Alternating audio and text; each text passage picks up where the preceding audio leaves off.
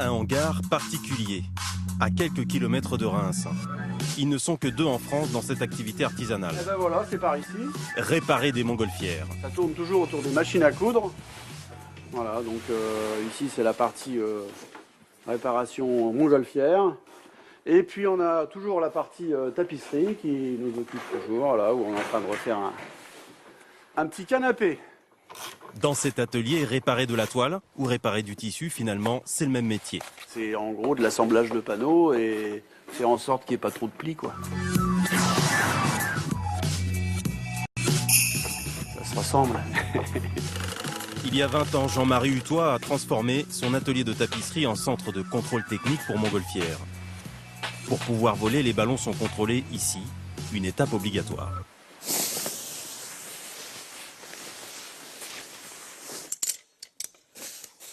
C'est le moment le plus redouté, ça. Pour les pilotes, c'est pas forcément agréable. Test de déchirure pour vérifier la résistance de la toile. Pour l'instant, tout va bien, il n'y a pas de souci.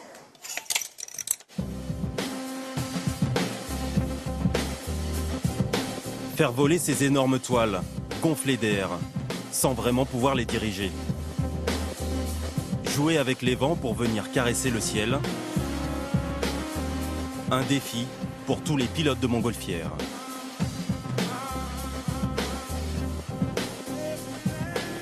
C'est très très simple, hein. Un sac d'air chaud, ça accroche dessous, on le chauffe et hop, ça monte.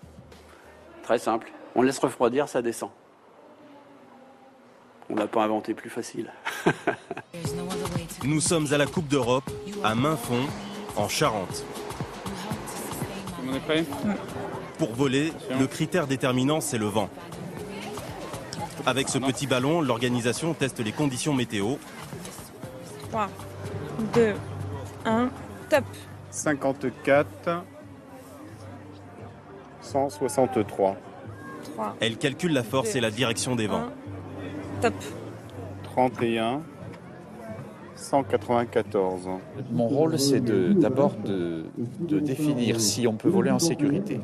Pour ça, il ne faut pas que le vent dépasse une certaine vitesse et il faut qu'il soit également stable en direction.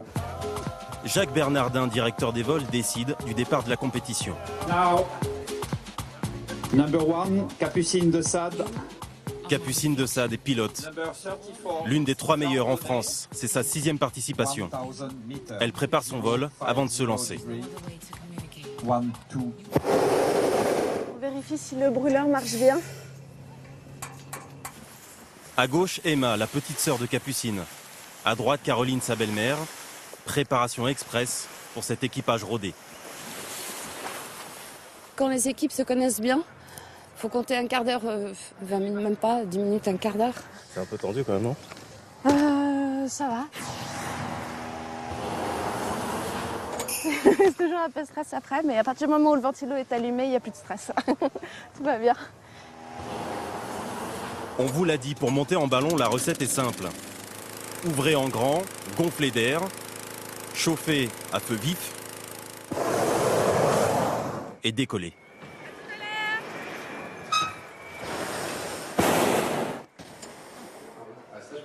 La montgolfière, une affaire de famille.